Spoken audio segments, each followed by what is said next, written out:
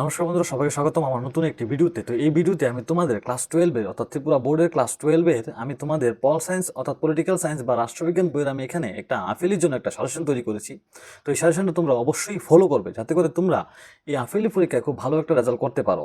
আফেলি পরীক্ষার যে সিলেবাসগুলি রয়েছে এখানে অবশ্যই আমি পিডিএফটার মধ্যে কভার করেছি। তো তোমরা পিডিএফটা খুব ভালো করে দেখবে এবং খাতা কলম নিয়ে বসে পড়ো যাতে করে তোমরা এই পিডিএফটার যে কোয়েশ্চেনগুলি আমি দেখাবো তোমরা এগুলি বা বলবো এই কোয়েশ্চেনগুলি তোমরা নোট করতে পারো। আর যারা যারা আগের যে ক্লাস 12-এর ইংলিশের বা 11-এর যে ইংলিশের সাজেশন নিয়েছো তারা অবশ্যই বলবে যে সাজেশনগুলি কেমন লেগেছে। আর তোমরা অবশ্যই পিডিএফটা পড়বে যারা যারা আমাদের পিডিএফটা নিয়েছো। তা যারা যারা আমার কাছে পড়ো তারা অবশ্যই পিডিএফটা পেয়ে গেছো, পল সায়েন্সের পিডিএফটা পেয়ে গেছো, তারা অবশ্যই এটা জেরক্স করে নেবে। সামনের দিন আমার কাছে তোমরা অবশ্যই এটা নিয়ে আসবে।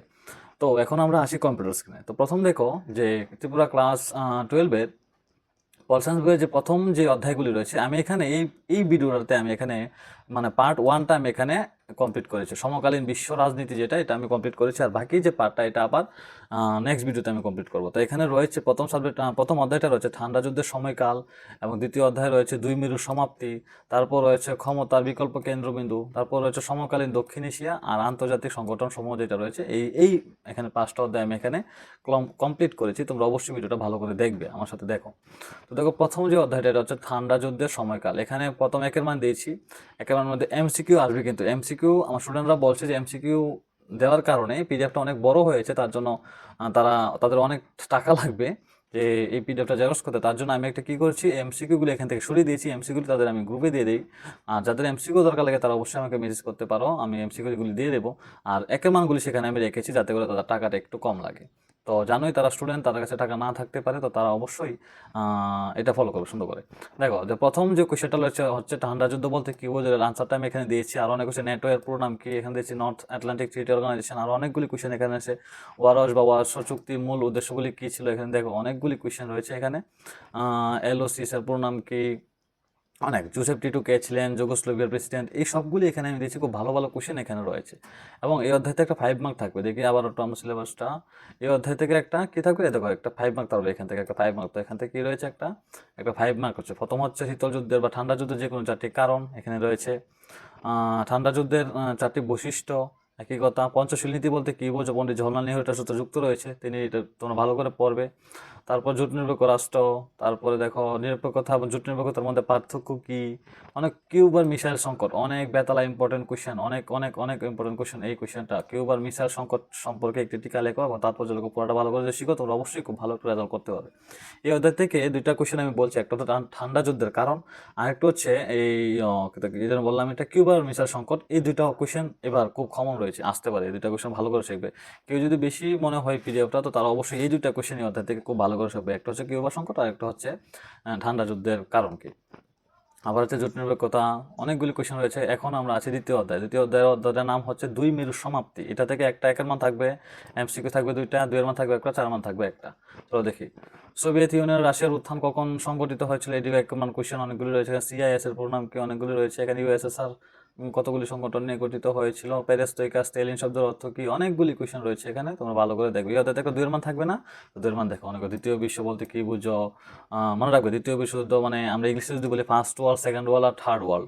তো মনে রাখবে যে ফার্স্ট ওয়ার্ল্ড আমেরিকাগুলিকে আমরা বলা হয়, উত্তর আমেরিকা দক্ষিণ আমেরিকাগুলিকে আমরা ফার্স্ট ওয়ার্ল্ড বলি, এবং ইউরোপকে আমরা সেকেন্ড ওয়ার্ল্ড বলি, আর থার্ড ওয়ার্ল্ড আমরা এশিয়া অর্থাৎ বাকি যেগুলি রয়েছে তাদের সবাইকে আমরা বলি থার্ড ওয়ার্ল্ড।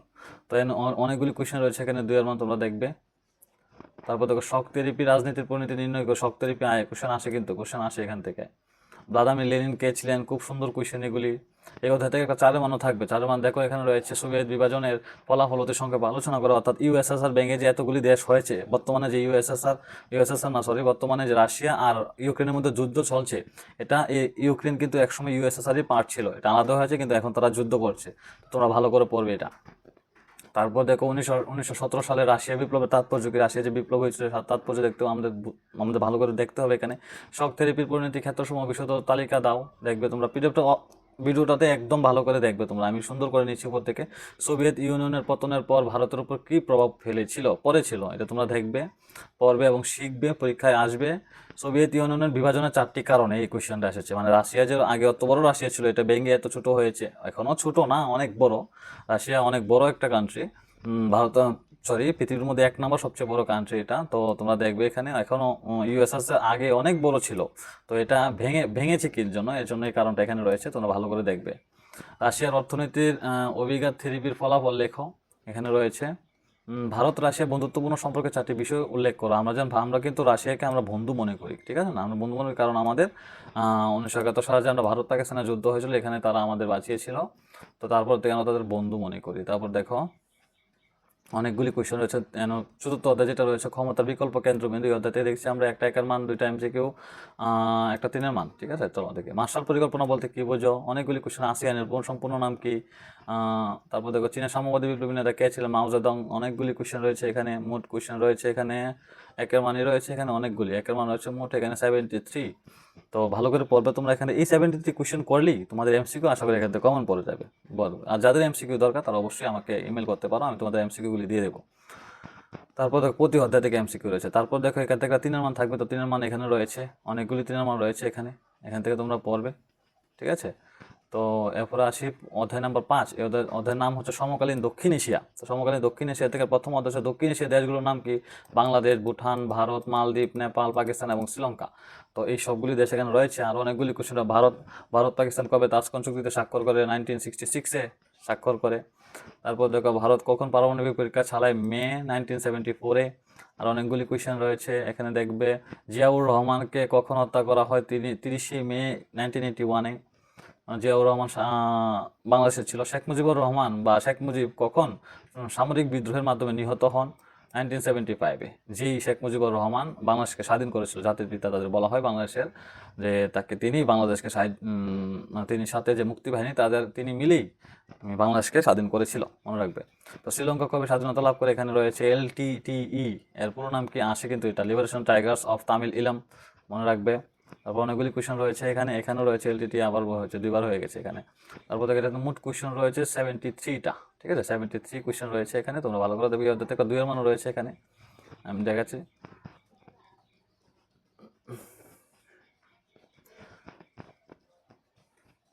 দেখো অনেকগুলি দেখো। যাদের কাছে ভিডিওটা অনেক বড় মনে হচ্ছে তারা অবশ্যই এটা ফাস্ট করে নেবে, 1.25x করে নেবে, যাতে করে ভিডিওটা ফাস্ট চলে। দেখো, আর আমি আস্তে আস্তে করে পিডিএফটা ঘোরাচ্ছি, তোমরা অবশ্যই এটা থেকে তোমরা এগুলি নোট করে নেবে, ঠিক আছে? তারপর দেখো অনেকগুলি রয়েছে কোয়েশ্চেন এখানে। এখন আমরা আসি দেন চ্যাপ্টার 6 এখন আছে আন্তর্জাতিক সংগঠন সমূহ। এই অধ্যায় থেকে অনেকগুলি কোয়েশ্চেন এখানে দিয়েছি আমি, তোমরা ভালো করে দেখবে। এখান থেকে কোয়েশ্চেন রয়েছে, অনেকগুলি কোয়েশ্চেন রয়েছে একের মান। দেখো দেখো দেখো অনেকগুলি কোয়েশ্চেন রয়েছে এখান থেকে, মোট কোয়েশ্চেন রয়েছে 90 কোয়েশ্চেন, অনেকগুলো। তোমরা দেখে নেবে এটা, হ্যাঁ। UNCTAD এর সম্পূর্ণ নাম কি? তোমরা ভালো করে দেখবে এখান থেকে। কে সাধারণ সভাকে বিশ্ব নাগরিক সভা বলেছেন? গেটেল। তোমরা দেখবে এখান থেকে। এই অধ্যায়তে একটা 2-এর মান থাকবে, তো 2-এর মানগুলি এইখানে রয়েছে, তোমরা ভালো করে এটা দেখবে। ভেটুগামিতা কি? খুব খুব খুব ইম্পর্টেন্ট কোয়েশ্চেন এটা, ভেটুগামিতা কি? তারপর দেখো, তারপর অনেকগুলি রয়েছে কোয়েশ্চেন আবার এখানে। সাধারণ সভার যে কোনো 2টি কার্য উল্লেখ করো, ঠিক আছে? তো এখান থেকে 4-এর মানও থাকবে। তো নিরাপত্তা পরিষদের কার্যাবলী নিয়ে আলোচনা করা হয়েছে, তোমরা ভালো করে দেখবে এখান থেকে। প্রশ্ন, বিশ্ব বাণিজ্য সংস্থা WTO ওয়ার্ল্ড ট্রেড অর্গানাইজেশন সম্পর্কে একটা সংক্ষিপ্ত টিকা লিখতে বলেছে এখানে, টিকা লিখছি আমরা এখানে। দেখো ভালো করে। বিশ্ব ব্যাংক কোন সালে সৃষ্টি হয়েছিল? কার্যকলাপ সম্বন্ধে আলোচনা করো, তোমরা দেখবে। জোটের আন্দোলনের 4 জন রূপকারের নাম কি? এখানে দেখবে কোয়েশ্চেন রয়েছে, আনসারও রয়েছে, অনেকগুলি কোয়েশ্চেন রয়েছে এইখানে। তো তোমরা অবশ্যই পিডিএফটা ভালো করে ফলো করবে। আর তোমরা আমার কাছে পিডিএফটা যদি দরকার হয় তো তোমরা অবশ্যই পিডিএফটা নিতে পারো, নাহলে ভিডিওটা পজ করে করে তোমরা অবশ্যই পিডিএফটা নোট করে নিতে পারো। তো আজকের জন্য ভিডিওটা এতটুকু পর্যন্তই। তো নমস্কার এবং ধন্যবাদ সবাই।